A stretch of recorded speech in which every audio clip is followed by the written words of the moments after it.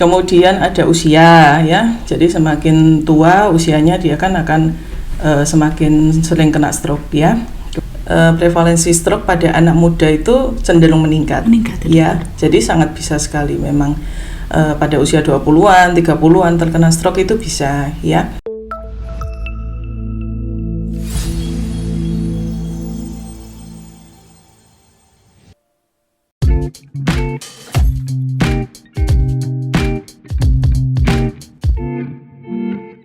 Assalamualaikum warahmatullahi wabarakatuh. Hai kawan bisa, kembali lagi dalam podcast Bisa Sehat, bincang santai seputar kesehatan. Pada kesempatan pagi hari ini, saya telah bersama narasumber Dr. Rizky Fauziana Sarengat, spesialis neurologi. Beliau adalah dokter spesialis saraf di RSUD Dungus. Selamat pagi dokter. Selamat pagi Mbak, Alhamdulillah. Gimana kabarnya? Alhamdulillah baik dokter. Iya. Pada podcast hari ini, kita akan membahas tentang stroke. Di Indonesia, terdapat sekitar 550.000 kasus stroke baru per tahunnya. Angka tersebut terbilang sangat tinggi dan menempati urutan ketiga sebagai penyebab kematian di Indonesia setelah penyakit kardiovaskuler dan juga penyakit kanker. Oleh sebab itu, penyakit stroke dikategorikan sebagai kegawat daruratan penyakit kesehatan masyarakat. Oleh karenanya, pada kesempatan peringatan Hari Stroke Sedunia yang diperingati setiap tanggal 29 Oktober setiap tahunnya merupakan suatu momentum dan kesempatan bagi kita untuk meningkatkan kewaspadaan dan juga kesadaran bahwa pentingnya penyakit stroke tersebut dan juga penyakit stroke memerlukan perhatian khusus. Seperti halnya tema Hari Stroke tahun 2024 ini, yaitu Harnessing the Emotional of Sport to be Greater than Stroke, yang artinya memanfaatkan kekuatan emosional olahraga untuk menjadi lebih hebat dari stroke. Sebelum kita memasuki tema hari ini, kita akan bertanya dulu kepada Dr. Rizky, sebenarnya apa sih penyakit stroke itu? Baik dokter, mohon dijelaskan apa sih dok penyakit stroke itu? Iya. Jadi stroke itu adalah gangguan fungsi dari otak ya, yang disebabkan oleh karena kelainan pembuluh darah otak ya, terus akhirnya menyebabkan defisit neurologis ya, yang berlangsung lebih dari 24 jam ya. Jadi yang dimaksud defisit neurologis di sini ya seperti kelemahan setengah tubuh, pelo ya, atau seperti kebas atau baal setengah tubuh ya. Gitu ya dokter. Ya. Gejala awal dokter, bagaimana sih kok gejala awal seseorang dikatakan stroke? Kalau gejala awalnya itu sebenarnya dari Kemenkes itu sudah membuat singkatan ya Mbak ya. Jadi singkatannya itu segera ke RS ya. Segera ke RS. Ada singkatannya itu. Bagus ya dokter singkatannya. Ya. Jadi sekalian untuk ingat-ingat juga ya kalau ada stroke kita harus segera ke RS ya. Nah segera itu se-nya itu senyum ya, yang pertama senyum. Senyum itu kita lihat ternyata senyumnya itu tidak simetris ya. Tidak simetris itu ya, contohnya pasiennya disuruh senyum, ternyata kok ada merot ke satu sisi ya. Jadi kanan kiri itu tidak sama ya. Kemudian G itu gerak separuh tubuh ya. Ada kelemahan gerak pada separuh tubuh ya. Kemudian ra itu bicara ya. Jadi bicaranya itu bisa pelo ya, atau dia tidak mengerti pembicaraan ya, tidak nyambung gitu ya, atau malah nggak bisa bicara sama sekali ya. Kemudian ke itu kebas ya, kebas atau baal pada setengah tubuh ya. Kemudian R-nya itu ada rabun mendadak. Jadi tiba-tiba buta mata sebelah ya, itu juga salah satu tanda stroke. Kemudian S-nya itu sakit kepala. Sakit kepala yang seperti apa yang curiga kita stroke ya. Jadi sakit kepala yang sangat hebat ya, yang tidak pernah dirasakan pasien sebelumnya. Ya. Kalau itu dok, sakit kepalanya atau spesifik enggak dok? Misal di bagian sebelah kanan atau kiri, depan atau belakang, atau semua bagian kepala itu bisa? Kadang bisa di satu sisi, tapi kadang juga bisa di belakang kepala ya. Jadi kadang mungkin saking nyerinya itu pasien tuh tidak bisa mendeskripsikan malahan ini sakit kepalanya di sebelah mana ya. Pokoknya sakit kepala yang sangat hebat sekali ya. Berarti beda juga sama itu dok, vertigo itu juga beda dok, sakit kepalanya. Kalau vertigo itu pusing berputar ya. Sebenarnya kalau pusing berputar itu juga ada yang gejala stroke, Gitu. tapi lebih banyak yang sakit kepala. Sakit kepala ya.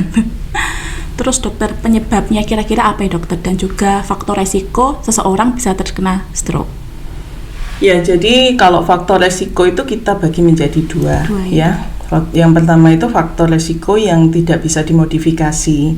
Yang tidak bisa dimodifikasi ini alias bawaan, atau kalau seumpama kita sudah ada faktor resiko itu ya udah tidak bisa diapa-apakan ya. Itu ada jenis kelamin ya. Jenis kelamin itu jadi pria itu lebih banyak menderita stroke. Lebih banyak? Ya, lebih banyak pria daripada wanita. Kenapa ya dokter kok bisa lebih banyak pria dibanding wanita? Kalau itu secara penelitian ya, tapi mungkin juga karena pria mungkin banyak yang merokok merokok itu kan juga bisa. Iya, faktor risiko merokok. Iya. Kemudian ada usia ya, jadi semakin tua usianya dia kan akan semakin sering kena stroke ya. Kemudian ada genetik ya, atau riwayat keluarga yang sudah pernah kena stroke ya. Itu juga berarti anaknya juga bisa resiko untuk kena stroke ya. Kemudian ada ras ya. Ras itu biasanya lebih sering pada ras kulit hitam. Kulit ya, hitam. Ya. Di negroid itu dok. Negroid. Kalau ras kita kita kan ras Asia. Kalau ras Asia dibandingkan kalau ras kulit hitam ya ras kulit hitam ya lebih ini ya. Kemudian ada riwayat stroke sebelumnya ya. Jadi kalau sudah ada riwayat stroke sebelumnya itu biasanya 30% itu risiko untuk bisa stroke ulang. Ya, kalau untuk yang faktor yang bisa dimodifikasi ya, itu lebih banyak ya. Paling sering itu hipertensi atau darah tinggi ya, sama diabetes mellitus, kemudian merokok, obesitas ya, kolesterol yang tinggi, asam urat, aktivitas fisik yang kurang ya seperti itu. Jadi sangat kompleks ya dokter, komplikasi dari berbagai macam penyakit, nanti ujung-ujungnya bisa terkena stroke ya dokter. Ya, jadi antara faktor yang dimodifikasi sama tidak bisa dimodifikasi itu juga bisa. Kalau dua-duanya ada ya bisa beresiko untuk kena stroke. Ya, peluangnya lebih besar ya dokter jika memiliki. Peluangnya lebih besar. Kira-kira dokter, bagaimana kita mencegah sebelum terkena penyakit stroke dokter? Kiat-kiatnya bagaimana? Untuk pencegahan ini juga ada singkatannya juga Mbak. Sudah ada singkatannya juga. Kemenkes juga dokter. Ini kalau singkatannya itu cerdik ya. Cerdik. Kalau C itu cek kesehatan berkala ya. Kemudian E itu enyahkan asap rokok ya. Kemudian R itu rajin aktivitas fisik ya. Kemudian D diet seimbang. I istirahat cukup. K-nya itu kelola stres. Itu kiat-kiatnya. Seperti tema yang tahun ini dokter itu kan tentang olahraga. Kira-kira olahraga apa dokter yang mendukung, menunjang dari mencegah penyakit stroke? Kalau olahraga saya rasa semua olahraga bagus ya, baik yang aerobik atau yang mungkin weightlifting ya. Itu bagus dua-duanya ya, selama melatih untuk ototnya ya, kan memang latihannya kan macam-macam, bisa di otot untuk jantung sama otot untuk yang muskulu ya. Itu dua-duanya bagus saya rasa. Jadi yang penting malah bergerak. Harus bergerak dokter. Ya harus bergerak, yang penting rajin aktivitas fisik. Walaupun cuma jalan kaki atau kalau sekarang kan ngetren yoga itu dokter. Iya. Itu juga bisa dokter kalau yoga. Bisa. Jadi kalau yang direkomendasikan itu sebenarnya 1 minggu itu paling enggak harus 3-5 kali ya olahraganya. Satu kali olahraga paling enggak 30 menit. 30 menit. Terserah mau olahraganya apa. Walaupun cuma jalan kaki yang 10.000 langkah atau jalan kaki bisa, pokoknya 30 menit sudah bisa. Ya. Jadi sebenarnya simpel ya dokter, cuma olahraga 30 menit. Iya, 3-5 kali seminggu. 3-5 kali seminggu. Nggak perlu yang harus berat-berat, cukup yang ringan-ringan aja semampunya kita. Cukup yang semampunya badannya aja apa. Ya. Kalau jenis-jenis stroke dokter, kira-kira jenis stroke itu apa aja ya dok? Untuk stroke itu dibagi 2 ya, stroke penyumbatan dan stroke perdarahan ya.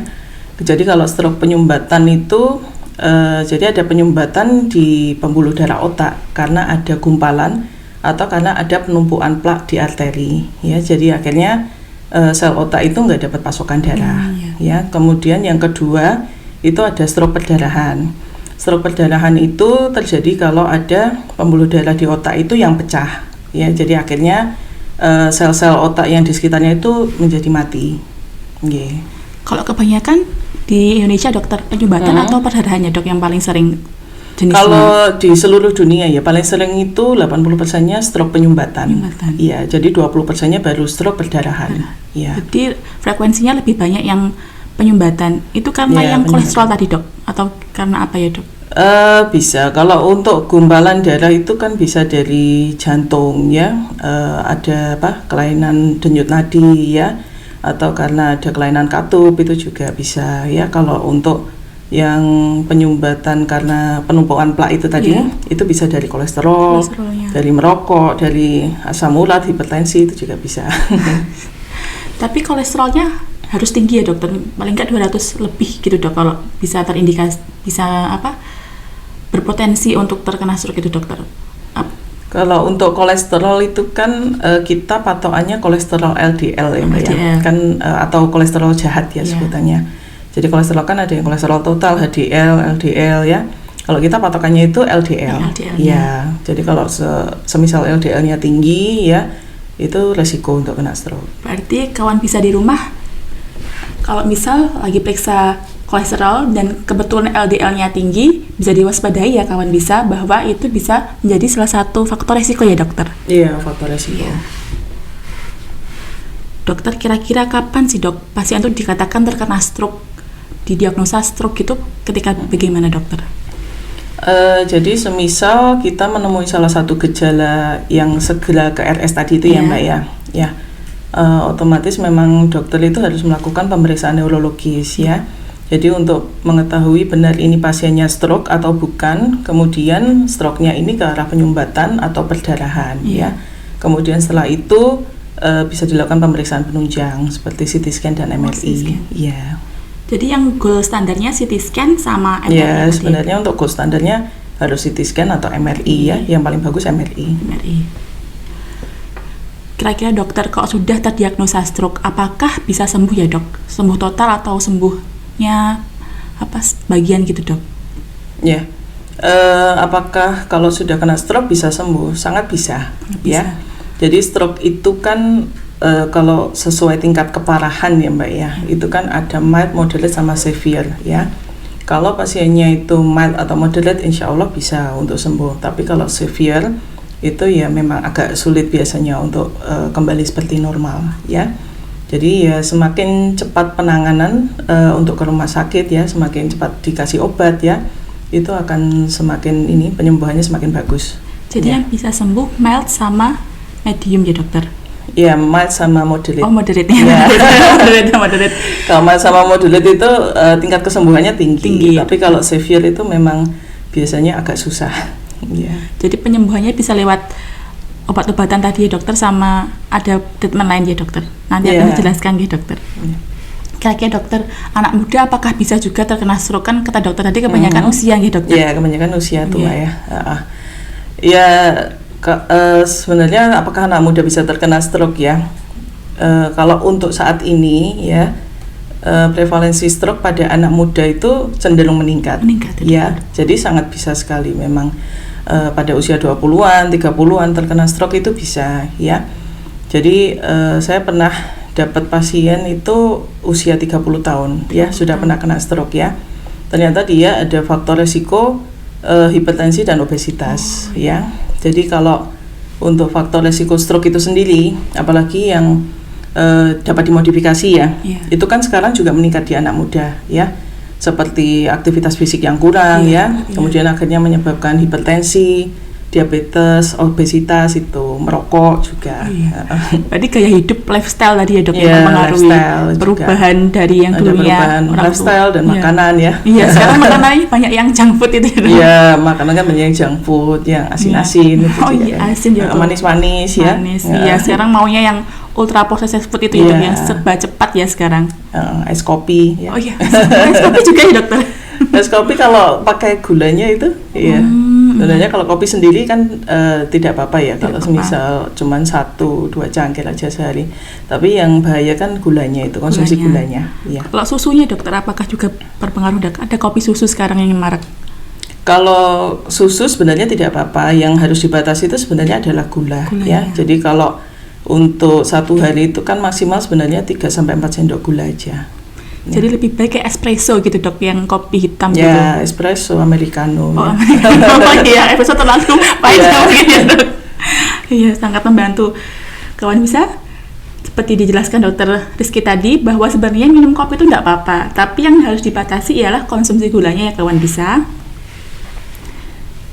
Dokter, seperti tema yang tahun 2024 ini, bahwa kegiatan fisik dan olahraga itu adalah salah satu upaya untuk mencegah dan mengobati stroke. Apakah benar dokter bahwa itu olahraga itu mampu mencegah dan mengobati stroke? Ya, olahraga dan aktivitas fisik itu sangat bagus ya untuk mencegah stroke ya, dan juga untuk rehabilitasi pasien pada pasca stroke ya. Jadi olahraga dan aktivitas fisik itu dia itu meningkatkan fungsi pembuluh darah, meningkatkan sirkulasi darah ya.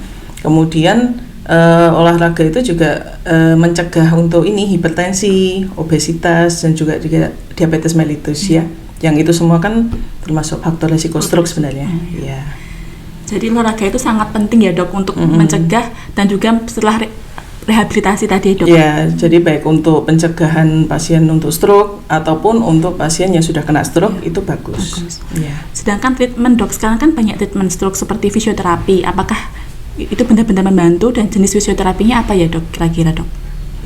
Iya, jadi untuk stroke itu sebenarnya terapinya kan ada yang farmakologi, ya dengan obat-obatan atau non farmakologi ya. Farmakologi itu seperti kita memberikan obat untuk memecah gumpalan darah itu ya, atau obat darah tinggi, kemudian obat untuk diabetes itu ya. Kemudian yang non farmakologi itu salah satunya juga fisioterapi ya. Ada fisioterapi, ada akupuntur ya. Kemudian terapi okupasi, ada juga yang dengan transcranial magnetic stimulation itu atau TMS ya. Ya. Kalau TMS itu yang bekerja apa dok ininya sistemnya dari TMS itu dok, kan pakai alat kalau TMS itu dok? Jadi TMS itu memberikan gelombang magnet ke otaknya ya. Jadi nanti ya ada prosedurnya, kalau semisal dia yang lebih dominan kena yang mana itu nanti ada gelombangnya sendiri. Ya. Jadi sangat canggih ya dok kalau pakai TMS itu tadi dok? Ya, sangat canggih. Kalau yang direkomendasikan dokter jika terkena stroke, treatmentnya apa aja dok? Ya, kebetulan kalau di Dungus ini sudah ada dokter rehab mediknya ya. Sudah ada dokter rehab mediknya. Kemudian fisioterapi ya, dan akupuntur juga sudah ada. Kemudian terapi bicara. Terapi bicara itu juga di sini sudah ada, Mbak ya. Jadi untuk pasien yang pelo, kemudian yang ada kesulitan bicara itu bisa diterapi bicara ya. Sama di sini juga sudah ada TMS ya. Jadi fisioterapi sama okupasi itu beda ya dokter? Fisioterapi beda. Jadi ada yang namanya okupasional terapi, ada yang fisioterapi ya. Jadi kalau okupasional itu lebih ke arah kita kayak pembiasaan gitu ya, okupasi. Ya. Kalau terapi kan ada yang mungkin dipanasi kayak gitu ya. Mungkin kawan bisa, bila ada yang belum tahu, bisa mendengarkan penjelasan dokter tadi bahwa kalau fisioterapi dan okupasi itu ternyata berbeda dan bisa menjadi salah satu cara untuk rehabilitasi dari penyakit stroke. Kalau di Dungus belum ada TMS tadi ya dok? Ya, sudah ada. Sudah ada TMS-nya? Ya, sudah ada TMS. Alhamdulillah sudah ada. Jadi yang di Dungus adanya TMS, okupasi, fisioterapi, dan juga terapi bicara. Terapi bicara. Iya, sudah sangat lengkap kawan bisa. Jika kawan bisa atau keluarga kawan bisa yang terindikasi mengidap penyakit stroke bisa berobat ke RSUD Dungus. Kita sudah melayani BPJS dan juga umum ya, nih dokter, dengan dokter Rizky yang tentunya bisa menjelaskan berbagai macam keluhan dari kawan bisa. Selanjutnya tips dari dokter bagaimana untuk kawan bisa di rumah jika kawan bisa memiliki gejala ataupun sudah terdiagnosa penyakit stroke. Ya, jadi stroke itu kan kegawatan ya Mbak ya, kemudian penyebab kecacatan nomor 1 di dunia ya. Jadi kalau sudah ada gejala penyakit stroke ya, itu diri sendiri dan keluarga itu harus sudah bisa mengenali ya. Kemudian kalau sudah ada gejalanya harus segera langsung dibawa ke rumah sakit, karena stroke itu sendiri tidak ada pertolongan di rumah ya. Jadi harus segera ke rumah sakit. kemudian diberikan terapi di rumah sakit ya. Insya Allah kalau semakin cepat diterapi, itu penyembuhannya juga semakin lebih bagus ya. Jadi yang paling cepat, yang paling bagus ialah tindakan cepat ya dokter, emergency langsung ke IGD gitu. Secepat mungkin dibawa ke IGD ya. Ya. Dan jika sudah terkena stroke, kira-kira kiatnya selain berobat di rumah sakit, mungkin ada kiat lain dokter, olahraga tadi ya dokter? Ya, untuk pencegahannya sendiri ya harus ini yang faktor yang dimodifikasi tadi ya, itu harus dihindari semua. Ya. Aktivitas fisik harus jalan ya, olahraga ya, jadi nggak boleh mager gitu ya. Iya, sekarang banyak anak muda yang mager. Kurangi yang makanan tinggi garam, gula, lemak. Iya. Jadi kembali ke hidup sehat, kembali ke natur lagi ya dok. Kembali ke hidup sehat. Ya, sama jauhi merokok ya. Jauhi merokok ya. Baik kawan bisa, seperti sudah dijelaskan Dokter Rizky tadi, yang pertama kita harus lakukan adalah hidup sehat, jauhi merokok, dan juga aktivitas fisik, dan juga tidur juga termasuk dokter tidur ya. Harus cukup. Tidur cukup adalah salah satu kunci untuk mencegah stroke. Apalagi kata dokter tadi sudah ada anak muda yang terdiagnosa stroke ya dokter. Iya, sudah ada. Jadi tidak ada alasan bagi anak muda mengatakan kalau masih muda tidak bisa terkena stroke, dan tidak ada alasan bagi kita untuk bermalas-malasan. Tetap sehat kawan bisa di rumah, dan jangan lupa untuk like, subscribe, dan komen YouTube channel RCD Dungus, dan juga follow semua akun media sosial RCD Dungus. Sampai jumpa di podcast Bisa Sehat selanjutnya. Wassalamualaikum warahmatullahi wabarakatuh.